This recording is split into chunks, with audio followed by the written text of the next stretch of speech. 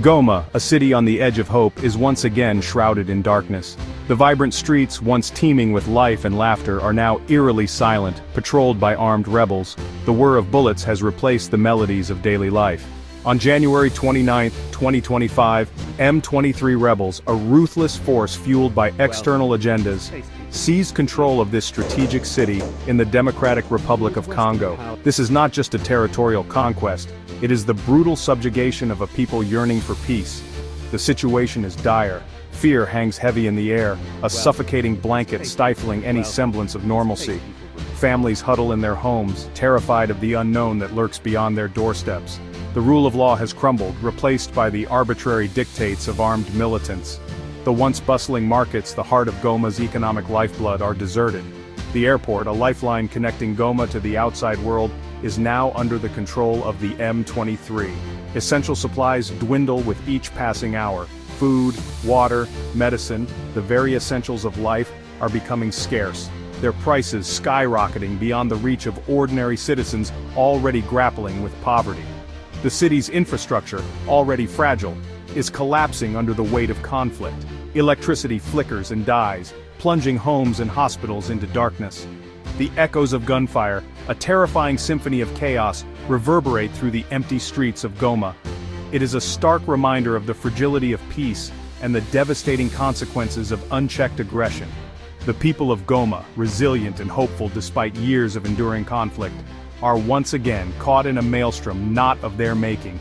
Their plight is a searing indictment of a world that often seems indifferent to their suffering. The human cost of this latest upheaval is staggering. Nearly 300,000 people, their lives upended in a heartbeat, are now displaced, fleeing their homes with nothing but the clothes on their backs and the haunting memories of violence. Families have been torn apart, their dreams shattered by the relentless onslaught of conflict. Mothers clutch their children, their faces etched with anxiety, as they embark on perilous journeys to escape the fighting. Makeshift camps, overcrowded and lacking basic sanitation, are springing up on the outskirts of Goma and across the border in Rwanda. They are grim testaments to the human toll of this crisis, a stark reminder of the world's collective failure to protect the innocent. Disease, a silent predator, thrives in these conditions, preying on the weak and vulnerable. The cries of children, hungry and scared, echo through the camps, a heart-wrenching symphony of despair. The hospitals, overwhelmed by the influx of casualties, are running short of essential supplies. Doctors and nurses, their faces etched with fatigue, work tirelessly, their hands working miracles with limited resources. But for many, their heroic efforts are not enough. The wounded lie on stretchers in corridors, their moans a poignant reminder of the brutality that has engulfed their city. The stories emerging from Goma are heart-wrenching.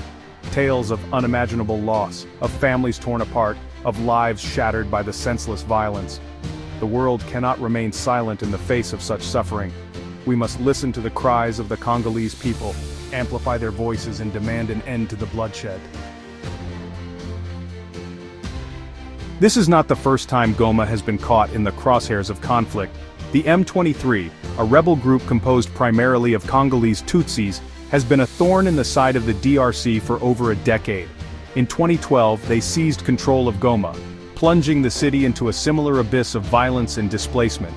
Their resurgence is a painful reminder of the deep-seated tensions and unresolved grievances that continue to plague this mineral-rich region. Rwanda, a small but powerful neighbor, stands accused of supporting the M23, a charge it vehemently denies. The presence of troops from Burundi and Uganda further complicates the situation, fanning the flames of regional instability. The international community, often slow to react to crises in this forgotten corner of the world, has condemned the violence and called for a ceasefire. But words alone are not enough. The people of Goma need more than just empty gestures of sympathy. They need concrete action to stop the bloodshed, to hold the perpetrators accountable, and to address the root causes of the conflict. The echoes of past failures resonate in the present crisis. The world cannot afford to stand by idly as Goma, a city of resilience and hope, is once again dragged into the abyss of conflict. This is a time for bold action, for unwavering diplomacy, and for a renewed commitment to peace and justice in the heart of Africa. The situation in Goma is desperate, but it is not hopeless. we can still make a difference. We must raise our voices in unison and demand an immediate end to the violence. The international community must exert relentless pressure on all parties to the conflict, including Rwanda, to lay down their arms and engage in meaningful dialogue. Humanitarian aid, a lifeline for the displaced and suffering, must be allowed to flow freely and securely into Goma and the surrounding areas. We need to support the courageous aid organizations working tirelessly on the ground, providing food, water, shelter, and medical care to those in desperate need. But our support cannot end there. We must address the root causes of the conflict, including the illegal exploitation of Congo's vast mineral wealth, which fuels the violence and robs the Congolese people of their birthright. Education, healthcare, and economic opportunities are essential to break the cycle of poverty and conflict. The people of Goma are not asking for pity, they are asking for justice, for peace, and for the opportunity to build a better future for themselves and their children. Stand with Goma. Let our voices be their shield, our solidarity their strength. Let us be the generation that finally breaks the cycle of violence and brings lasting peace to this troubled region.